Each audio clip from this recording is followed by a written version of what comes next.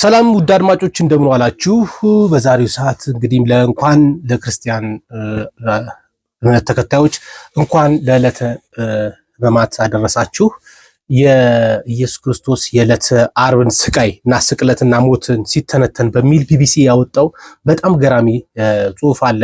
እዚህ ጽሑፍ ላይ በጣም በሚገርማችሁ ሁኔታ አብዛኛውን ነገር ሰምታችሁት የማታውቁት ነው። ሳይንቲስቶች ስለ ኢየሱስ ክርስቶስ መሰቀልና በእውነት ስለነበረው ሁኔታ ከሰማነው በላይ በጣም ኢየሱስ ክርስቶስ የተቀበለውን ስቃይ እንዴት ያለ ከባድና አሰቃቂ እንደነበረ በጥናት ያረጋገጡት ነገር ነው። እንግዲህ በጽሁፍ ያቀረቡት እሱን አቀርብላችኋለሁኝ። ሰብስክራይብ ማድረግን አትዘንጉ። ፕሮግራሙን ተመልከቱልኝ። ከወደዳችሁት ላይክ አድርጉት። ኢየሱስ ክርስቶስ የዕለተ ዓርብ ስቃይና ስቅለትና ሞት ሲተነተን ይላል። የሰው ልጅ በስቅላት መቀጣት ለመጀመሪያ ጊዜ ተግባራዊ የሆነው ከክርስቶስ ልደት በፊት በ479 ዓመተ ዓለም በፋርሶች ነበረ። ከዚያ በኋላ ግን ሮማውያን ከክርስቶስ ልደት በፊት በ100 ዓመተ ዓለም አሁን የሚታወቅበትን መልክ ሰጥተውት ተግባራዊ ማድረግ ጀመሩ። ይህንን የቅጣት አይነት ባለሙያዎች በሰው ልጆች ከሚፈጸሙት የሞት ቅጣቶች ሁሉ የከፋው ሲሉ ይገልጹታል። ይህ የሞት ቅጣት የሚፈረድባቸው ሰዎች በከፍተኛ ወንጀል የተጠረጠሩና የተፈረደባቸው ወንዶች ናቸው። በመስቀል ላይ ተቸንክሮ እንዲሞት የሚቀጣ የትኛውም ወንጀለኛ የሚሞተው በሚያጋጥመው ከባድ ስቃይ ቀስ በቀስ ነው። ስቅላት የሚፈጸመው አላፊ አግዳሚ እንዲያይ በአደባባይ ላይ ሲሆን ወንጀለኛውም ሕይወቱ የሚያልፈው ከሰዓታት በኋላ ነው። በሰዓታት ውስጥ የተሰቀሉ ሰዎች መታፈን፣ ደም መፍሰስ፣ ከፍተኛ የውሃ ጥም እንደዚሁም የተለያዩ ሰውነታቸው ክፍሎቻቸው ላይ ስራቸውን ማቆም ያጋጥማቸዋል ይናላል ጽሑፉ። በዚህ ምክንያት ታዲያ ሞት ይከሰታል። ሮማውያን የሰቀሉትን ወንጀለኛ ሞት የሚያፋጥኑት እግሩን ከጉልበቱ በታች በመዶሻ ወይም በብረት ዱላ በመምታትና በመስበር ነው። ኢየሱስ ከመሰቀሉ በፊት በጅራፍ በተደጋጋሚ ተገርፏል። ጅራፉ ስል የሆኑ የብረት ቁርጥራጮችና የሾሉ አጥንቶች ያሉት ሲሆን በዚህም ብዙ ደም ፈሶታል። ኢየሱስ ክርስቶስ የታሪክ ድርሳናት እንደሚያሳዩት በመገረፍ ብቻ የሞቱ ሰዎች አሉ። ኢየሱስ ክርስቶስ ግን እስከ ጎልጎታ ድረስ ስቃዩን እየተቀበለ ወጥቷል። በእርግጥ ኢየሱስ ከደረሰበት ግርፋት የተነሳ ወደ ጎልጎታ መስቀሉን ተሸክሞ መሄድ እስኪያቅተው ድረስ ተዳክሞ ነበር። ኢየሱስ ክርስቶስ በደረሰበት ከፍተኛ ድብደባ ምክንያት በመዳከሙ የተነሳ የሮማ ወታደሮች ስምዖንን መስቀሉን ተሸክሞ ክርስቶስን ከሁለት ወንበዴዎች ጋር ወደሚሰቀልበት ከከተማ ወጣ ያለ ስፍራ እንዲያደርስ አስገደዱት ይለናል። ክርስቶስ ላይ የተፈጸመው ስቅላት እጅግ ጭካኔና ስቃይ የተሞላበት እንዲሁም ቀስ በቀስ የሚገድል ነበረ። በተሰቀለበት ወቅት የእጆቹ አንጓዎች እንዲሁም እግሮቹ በሚስማር ተቸንክረው ነበረ። በአይሁዶችና ሮማውያን ችሎት ፊት ቆሞ የተፈረደበት ኢየሱስ ክርስቶስ በጥፊ ተመቷል፣ ተገርፏል፣ ተራቁቷል። የእሾህ አክሊልም ተደፍቶበታል። ክርስቶስ በመስቀል ላይ ተቸንክሮ እንዲሰቀል ሲደረግ የአካል ክፍሎቹ መቋቋም ይችላሉ ተብሎ የማይታሰቡ ስቃዮችን ሁሉ አሳልፏል። ክርስቶስ በመስቀል ላይ ተቸንክሮ እንዲሰቀል ሲደረግ የአካል ክፍሎቹ መቋቋም ይችላሉ ተብሎ የማይታሰቡ ስቃዮችን አልፏል። ሐሙስ ለዓርብ አጥቢያ እጁ ከተያዘበት ሰዓት ጀምሮ እስከ ዓርብ ቀን 9 ሰዓት ድረስ ከፍተኛ ስቃይ ደርሶበታል። በዚህ ሁሉ ስቆቃ፣ ድብደባ፣ መውደቅና መነሳት ውስጥ ብዙ ደም ፈሶታል፣ ተጠምቷል። ከዚያም ለህልፈት ተዳርጓል። የሕክምና ባለሙያዎች ኢየሱስን የደረሰበትን እንግልት፣ ድብደባና ስቅላት ከሙያቸው አንጻር እንዲህ ተመልክተውታል። የደም ላብ እያላበው ብለው ይገልጹታል። ኢየሱስ ከመሞቱ በፊት በብርቱ ተጨንቆ እንደነበር መጽሐፍ ቅዱስ ይነግረናል። የኢየሱስ ሕይወት እና ሞት በዝርዝር የጻፉት አራቱ ሐዋርያት ማቴዎስ፣ ማርቆስ፣ ሉቃስ እና ዮሐንስ በወቅቱ የነበረውን በዝርዝር አስፍረውታል። ሮማውያን የሚገሏቸውን ሰዎች በምን ያህል ጭካኔ እንደሚያሰቃዩቸው ኢየሱስ ጠንቅቆ ያውቃል።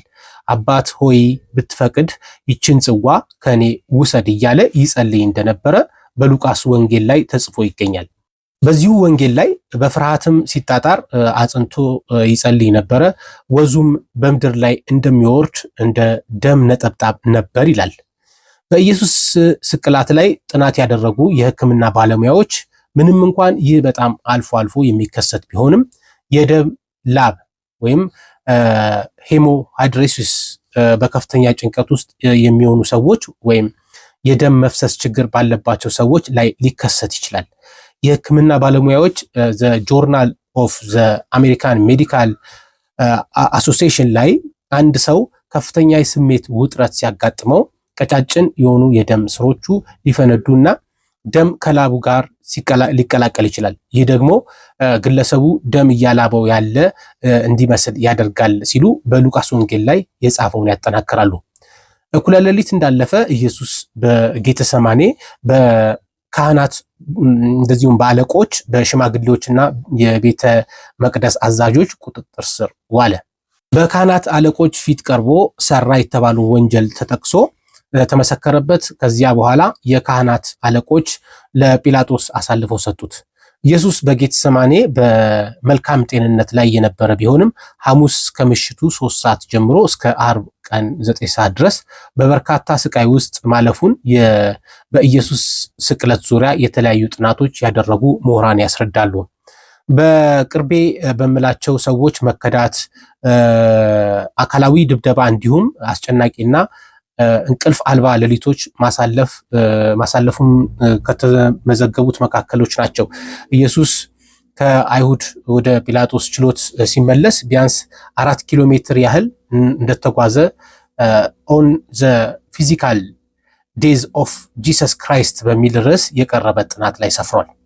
በመጨረሻም ኢየሱስ በጲላጦስ ፊት ቀርቦ በስቅላት እንዲሞት ተፈረደበት። ከመሰቀሉ በፊት በሮማ ወታደሮች የብረት ቁርጥራጮች እና የሾሉ አጥንቶች ባሉበት ጅራፍ በተደጋጋሚ ተገርፏል። የሕክምና ባለሙያዎች ኢየሱስ በሮማ ወታደሮች ጀርባውን ሲገረፍ በጅራፉ ላይ የታሰሩት ሹል ብረቶችና አጥንቶች ስጋውን ቦጫጭቀው ያነሱ እንዲሁም የደም ስሩን ይቀዱት እንደነበረ ጽፈዋል። ኢየሱስ በጾም የደከመ ሰውነት በግርፋትና ድብደባ የዛለው አካሉ ከከፍተኛ የደም መፍሰስ ጋር ተዳምሮ ከመሰቀሉ በፊት በብርቱ ለመሰቃየቱ ተጠቃሽ መሆኑን በዚህ ዙሪያ ጥናት ያደረጉ እነዚህ ባለሙያዎች ይናገራሉ። በኢየሱስ ስቅላት ዙሪያ ደግሞ ስለተጠናው ነገር ደግሞ የጻፉትን ልንገራችሁ። ስቅላት የተጀመረው በፋርሶች እንደሆነ ይታመናል ማለት ይገመታል። ታላቁ እስክንድር ይህንን የቅጣት አይነት ለግብፅና ጥንታዊ የሜዲትራሊያን ህዝቦች አስተዋውቋል። ሮማውያን ደግሞ ከጥንታዊ የሜዲትራሊያን አስተዳዳሪዎች ተማሩ። ምንም እንኳን ሮማውያን ስቅላትን ባይፈጥሩትም የሞት ቅጣት በከፍተኛ ስቃይ ዘገምተኛ ሞትን እንዲያስከትል አድርገውታል። ኢየሱስ ክርስቶስ እጆችና እግሮች የተቸነከሩባቸው ሚስማሮች ርዝመታቸው ከ13 እስከ 18 ሴንቲሜትር በጣም ረጅም ነው። እንዲሁም ውፍረታቸው 1 ሴንቲሜትር ሊደርስ ይችላል ይላሉ ዶክተር ዊሊያም ዲ ኤድዋርሰን። በአሁኑ ሰዓት እንግዲህ 12 ቁጥር ቢስማር ከሚባለው በጣም የሚተልቅ ነው ማለት ነው ይሄ ቢስማር። እንዲሁም ኢየሱስ ሲሰቀል እግሮቹም ተጣጥፈው ታስረው በመደራረብ ከእግሮቹ ከፍ ብሎ በሚገኘው አጥንት ላይ ነው ሚስማሮቹ እንዲቸነከሩ የተደረጉት። ጉልበቱም ትንሽ አጠፍ ብሎ ነበረ። ይህ በዘመኑ በስቅላት የሚቀጡ ወንጀለኞች ሁሉ የሚሰቀሉበት መንገድ ነው። ዶክተር ቪንስ ሚለር የተባሉ አንድ ምሁር የኢየሱስ እግሮች በመስቀል ላይ ሲቸነከሩ 45 ዲግሪ እንዲታጠፉ ሆኖ ነው ይላሉ። በመስቀሉ ላይ የተሰቀለው ኢየሱስ አብዛኛው የሰውነቱ ክብደት ያረፈው በሚስማሩ በተቸነከረበት እግሮቹ ላይ ነበረ። እግሮቹ የታጠፉበት መንገድ ጡንቻዎቹ ህመም ሳይሰማቸው ከጥቂት ደቂቃዎች በኋላ ግን ሊቆዩ የሚችሉበት የሰውነት አቀማመጥ አይደለም። ከጉልበት በታች የሚገኙት የታፋዎቹ ጡንቻዎች ሲዝሉ ክብደቱ ወደ ትከሻዎቹ፣ እጆቹና መዳፎቹ መገጣጠሚያዎች ላይ ይዞራሉ። ኢየሱስ መስቀል ላይ በተሰቀለበት በጥቂት ደቂቃዎች ውስጥ ትከሻዎቹ፣ ክርኑና የመዳፉ መገጣጠሚያ አንጓዎች ውልቃት እንዳጋጠማቸው ባለሙያዎች ይናገራሉ። ለ15 ዓመታት ያህል የኢየሱስ የከፈን ጨርቅ ወይም የቱሪን ከፈን የሚባለው ይሄ አስክሬን የሚጠቀለልበት ማለት ነው ያጠናው ለስፔናዊ አርቲስት ክርስቶስ በደረሰበት እንግልትና ስቃይ በእጁ ላይ በደረሰበት ውልቃት የተነሳ ከመደበኛው በ9 ኢንች ረዝሞ እንደሚታይ ገልጿል ማለት ነው። ከዚህ ወልቆ ረዝሞ ነበረ ካጥንቱ ማለት ነው። ኢየሱስ ሆሊውድ በሰራው የስቅላት ፊልም ላይ እንደሚታየው በመስቀል ላይ ከእንቅስቃሴ ተገድቦ የቆየ አልነበረም። በመስቀል ላይ ሳለ ለመተንፈስ በሚታገልበት ወቅት 12 ኢንች ያህል ወደ ላይና ወደ ታች ይንቀሳቀስ እንደነበረ ጥናቶች ያሳያሉ። ለመተንፈስ የሚያደርገው ትግል ከፍተኛ ህመም እንደሚያስከትልበትና ለመተንፈስም ይቸገር እንደነበረ ባለሙያዎች ይናገራሉ። በዚህም ምክንያት እግሮቹ በ45 ደቂቃ እንዲታጠፉ ሆነው በመቸንከራቸው ነው። እንግዲህ በዚህም የተነሳ በከፍተኛ የጡንቻ መዛል እና ህመም ውስጥ በመሆኑ የአካል ብልቶቹ የእግሮቹ ጡንቻዎች በቀላሉ ሊታዘዙለት አይችልም። ኢየሱስ በመስቀል ላይ ሆኖ ለመተንፈስ በሚስማር የተቸነከሩትን እግሮቹን ወደ ታች በመግፋት ቀሪው የሰውነት ክፍሎች ወደ ላይ ማንሳት ይኖርበታል። በሕክምና ባለሙያዎች አይን ሳምባዎቹ በመስቀል ላይ እያለ አየር ወደ ውስጥ ለማስገባት እና ለማስወጣት በጣም ያዳግታቸዋል። ኢየሱስ በመስቀል ላይ ሆኖ እግሮቹን በቀላሉ ወደ ታች መግፋት አይችልም ነበረ። ክርኑ እንግዲህ ትከሻዎቹና የመዳፍ አንጓዎቹ ላይ ውልቃት በማጋጠማቸው እናም ከደረቱ ዘንበል ሲል የሚፈጥረው ጫና ለመተንፈስ እጅግ በጣም አስቸጋሪ ያደርግበታል ይላሉ እነዚህ የሕክምና ባለሙያዎች።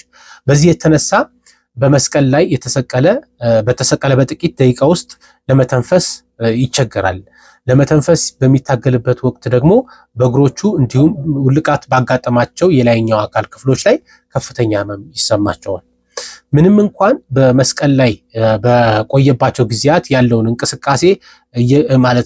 እንቅስቃሴ እየቀነሰ ቢመጣም ለመተንፈስ በመቸገርና አየር በማጣት በሚመጣው መታፈን የተነሳ በተደጋጋሚ ለመተንፈስ አካሉን ወደ ላይ ለማንሳት መታገል ይጠበቅበታል። ይህ ታዲያ በጣም ከባድ ስቃይ ነው። ኢየሱስ በሚስማር ሲቸነከር በሁለት መዳፎቹ የሚገኙ ነርቮች ወይም ሚዲያ ነርቮች ይባላሉ። እነዚህ ስለሚጎዱ በእያንዳንዱ እንቅስቃሴ ላይ ከባድ ህመም ያጋጥመዋል ይላሉ። ሚዲያ ነርቮች እነዚህ ከመዳፋችንና ክርናችን ባለው ስፍራ ላይ የተዘረጋ የነርቭ ስርዓት ነው ይላሉ። ጲላጦስ በህዝቡ ጥያቄ መሰረት በርባንን ፈቶ ኢየሱስን አሳልፎ ከሰጠ በኋላ ክርስቶስ በደረሰበት መከራ እና ስቃይ የተነሳ በደምና በላብ ተነክሮም ነበረ። ላቡ ሰውነቱ በደረሰበት እንግልትና መከራ እንዲሁም ግርፋት በመዳከሙ ብቻ ሳይሆን አየር ለማውጣት በሚያደርገው ትግል የተከሰተ ሊሆን እንደሚችልም የሕክምና ባለሙያዎች ያብራራሉ። ኢየሱስ በጎልጎታ ላይ ራቁቱን የነበረ ሲሆን የአይሁድ መሪዎች ህዝቡ እንዲሁም በግራና በቀኝ የተሰቀሉት ወንበዴዎችን ሲያላግጡበት፣ ሲዘልፉት እንዲሁም ሲስቁበትም ነበረ ይላሉ። የኢየሱስ ሰውነት የደረሰበት ድብደባ፣ እንግልትና ስቃይ የተነሳ ከባድ በመሆኑ ህመሞቹ ለሞት በሚዳርጉ ደም መፍሰሶች ውስጥ አልፏል። ኢየሱስ በተገቢ ሁኔታ መተንፈስ ባለመቻሉ የተነሳ በዝግታና በማቃሰት ለመተንፈስ ተገዶም ነበረ። በአየር ማጣትም ተሰቃይቷል። አንድ ሰው ለመተንፈስ ሲቸገር እና ከላይ ማለት በላዩ ሲተነፍስ ሰውነቱ የሚፈልገውን አየር በተገቢ ሁኔታ የማያገኝ ሲሆን በሰውነቱ ውስጥ የሚከማቸው የተቃጠለ አየር መጠንም ይጨምራል። በዚህም የተነሳ በደሙ ውስጥ ጥቂት ኦክሲጅን ብቻ እንዲኖር እና አሲድ እንዲከማች ምክንያት ይሆናል። በዚህም ጊዜ ታዲያ ራስን መሳት ያስከትላል ይላል። በሰውነት ውስጥ የተቃጠለ አየር መጠን ሲጨምር የኦክሲጅን መጠን ለመጨመር እና የተቃጠለውን አየር ለማስወጣት የልብ ምት እንደገና ይጨምራል። በዚህ ወቅት ታዲያ በኢየሱስ ጭንቅላት ውስጥ የሚገኘው የአተነፋፈስ ስርዓት ማዕከል ወደ ሳምባው ቶሎ ቶሎ እንዲተነፍስ መልእክት ስለሚልክ ማለክለክ ይጀምራል። በዚህም ወቅት የኢየሱስ አካል በጥልቀት ወደ ውስጥ አየር መሳብና ማስወጣት ስለሚጠይቀው ምንም እንኳን በከባድ ህመም ውስጥ ቢሆንም በመስቀል ላይ ወደ ላይና ወደ ታች በፍጥነት መንቀሳቀስ ይጀምራል። ይህም ታዲያ የኢየሱስን ስቃይ የተሞላበት እንቅስቃሴ በስፍራው ተሰብስበው ለሚዘባበቱበት፣ ለሚሳለቁበትና ለሚሰድቡት የሮማን ወታደሮች ወይም የአይሁድ እምነት አባቶች ደስታን ይፈጥራል። ነገር ግን ኢየሱስ በመስቀል ላይ ተቸንክሮ በስቃይ ውስጥ ስላለ ሰውነቱ በእጅጉ የሚያስፈልገውን አየር ለማግኘት አዳጋች ያደርግበታል። ኢየሱስ በዚች ሰዓት በመስቀል ላይ ተቸንክሮ ሳለ ታዲያ በሰውነቱ ውስጥ ያለውን የኦክሲጅን መጠን ጥቂት በመሆኑ እንዲሁም የተቃጠለ አየር በመከማቸቱ የልቡ ምቱን እንዲፈጥን ያደርጋል። ይህም ልቡ ከተለመደው የሰው ልጅ የልብ ምት በተለየ እንዲመታ ስለሚያስገድድ ታቺካርዲያ የሚባል ነገር እንዲዳብር ያደርገዋል። ዶክተር ቪንስ ሚለር አሁንም እንደሚሉት ኢየሱስ ያለፈበትን ስቃይ ከግምት ውስጥ በማስገባት የልብ ምቱ ምናልባት በደቂቃ 220 ሳይሆን አይቀርም ይላሉ። ይህ ማለት ምን ያህል ከፍተኛ ስቃይ እየተቀበለ እንደሆነ ነው የሚያስረዳው። ይህም የአንድ ሰው ልብ ሊመታ ከሚችለው በላይ እጅግ በጣም ከፍተኛ ነው። ማለትም ወደ እጥፍ አካባቢ ሊሆን ይችላል። ወደዛ አካባቢ ገደማ ነው። ኢየሱስ ይህን ሁሉ ነገር ብቻ አይደለም የተቀበለው፣ በኢየሱስ ተጠምቷልም። ስለዚህም ሲገልጹ ኢየሱስ ከሐሙስ ምሽት 6 ሰዓት ጀምሮ ሲሰላክ ለ15 ሰዓታት ያህል ምንም አይነት ፈሳሽም አልወሰደም ይላሉ። ኢየሱስ በውሃ ጥም ተቃጥሎ ጉሮሮውም ደርቆ ነበረ። በደረሰበት ግርፋት የተነሳ ደም ይፈሰውም ነበረ። የእሾህ አክሊል ሲደፋበት፣ እግሮቹና እጆቹ በሚስማር ሲቸነከሩ፣ መስቀል ተሸክሞ ሲወድቅ ሲነሳ በሚኖር መጋጋጥ የተነሳ በርካታ ደም ፈሶታልም። በከፍተኛ ውሃ ጥም ውስጥ የሆነው ኢየሱስ ክርስቶስ የደም ግፊቱም በከፍተኛ መጠን መውረዱም አይቀርም። እንደ ሕክምና ባለሙያዎች ግምት ከሆነ የደም ግፊቱ 80/50 ሊሆን ይችላል ይላሉ። ስለዚህ በወቅቱ ኢየሱስ የነበረበትን ሁኔታ ሲገለጽ በመጀመሪያ ደረጃ ሾክ ወይም ፈርስት ዲግሪ ሾክ ውስጥ ነበረ ይላሉ የሕክምና ባለሙያዎች። በከፍተኛ የሆነ የደም መጠን መቀነስ፣ የልብ ምት መርጨት ወይም ከላይ ወዲያውኑ መተንፈስ እንዲሁም በከፍተኛ ሁኔታ ማላብ ሊያሳያቸው የሚችላቸው ምልክቶች መሆናቸውን ባለሙያዎች ያስቀምጣሉ። በቀኑ አጋማሽ ላይ የኢየሱስ ልብ ምት እየደከመ ሊመጣም ይችላል። ሳምባው ደግሞ በከፍተኛ ፈሳሽ ስለሚሞላ መተንፈስ ይቸገራል። ይህ በደረሰበት ስቃይ ምክንያት አጋጥሞት ያለውን የመተንፈስ ችግር ያባብሰዋል ማለት ነው። ኢየሱስ በልብ ምት እና በተነፋፈስ ችግር በከፍተኛ የውሃ ጥም ላይ ነበረ ይላል ዮሐንስ ወንጌል ምዕራፍ 19 ቁጥር 28 ላይ። እንደ ሕክምና ባለሙያዎች ገለጻ ኢየሱስ ሕይወቱን ለማቆየት ደምና ፕላዝማ ያስፈልገውም ነበረ። ኢየሱስ በአግባቡ መተንፈስ ባለመቻሉ የአየር እጥረት ቀስ በቀስ ወደ ሞት እያዘገመው ነበረ። በዚህም ወቅት ኢየሱስ ምናልባት በተለያዩ የሰውነት ክፍሎቹ ውስጥ እንዲሁም በልቡ አካባቢ ደምና ፕላዝማ ተከማችቶ ሊሆን ይችላል። ይህ በልቡ አካባቢ ያለ ፈሳሽ ልቡ በተገቢው ሁኔታ እንዳይመታ በመከላከል የልብ ችግር እንዲዳብርበት ያደርገዋል ይላሉ ሕክምና ባለሙያዎች። የኢየሱስ ክርስቶስ ልብ ደም ለመርጨት እና ለመቀበል የሚያደርገው ትግል እየጨመረ ሲመጣ እንዲሁም ደምና ፕላዝማ በልቡ አካባቢ ሲከማች ልቡ ሊፈነዳም ይችል ነበረ። ይህም ምናልባት የሞቱ ምክንያት ሊሆን ይችላልም ብለው ያስባሉ። ምናልባት ልቡን ፈንድቶ ሊሆን ይችላል ይላሉ በመስቀሉ ላይ። የሮማ ወታደሮች በስቅላት የሚቀጡ ሰዎችን ሞት ለማፋጠን ጉልበታቸውን በመምታት እግራቸውንም ይሰብራሉ። በዚህም የተሰቀሉ ሰዎች የእግራቸውን ጡንቻ ተጠቅመው መተንፈስ ስለማይችሉ ሞታቸው ይፋጠናል። ዓርብ 9 ሰዓት ላይ ኢየሱስ ተፈጸመ ብሎ ሞተ። ዮሐንስ ወንጌል ምዕራፍ 19 ቁጥር 30 ላይ ወታደሮቹ እግሩን ለመስበር ሲመጡ ኢየሱስ ሞቷል። መጽሐፍ ቅዱስ ላይ በተቀመጠው ትንቢት መሰረት መዝሙረ ዳዊት ምዕራፍ 34 ቁጥር 20፣ ዮሐንስ ወንጌል ምዕራፍ 19 ቁጥር 33፣ ዮሐንስ ወንጌል ምዕራፍ 19 ቁጥር 36 እንዲሁ አንድም አጥንቱ አልተሰበረም ይላል። ኢየሱስ የሰው ልጅ በመስቀል ላይ ከፈጠረው ሰቅጣጭና አስፈሪ ማሰቃየት በኋላ ሞተ። የሮማ ወታደርም ሞቱን ለማረጋገጥ ጎኑን በጦር ወጋው። ወዲያውም ደምና ውሃ ወጣ ይላል ዮሐንስ ወንጌል ምዕራፍ 19 ቁጥር 24 እስከ 25። የታሪክ ማስረጃዎች እንዲሁም የዘመናዊ ሕክምና ትንታኔዎች ኢየሱስ ከመስቀል ሲወርድ ሞቶ እንደነበርም ያስረዳሉ።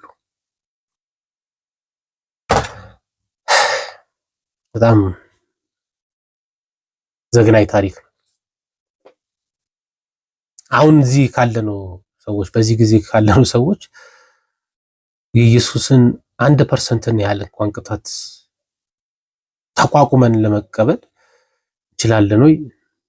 እኔ በጣም የሚከብድ ነገር ነው። መልካም የሕማማት ወቅት ይሆንላችሁ።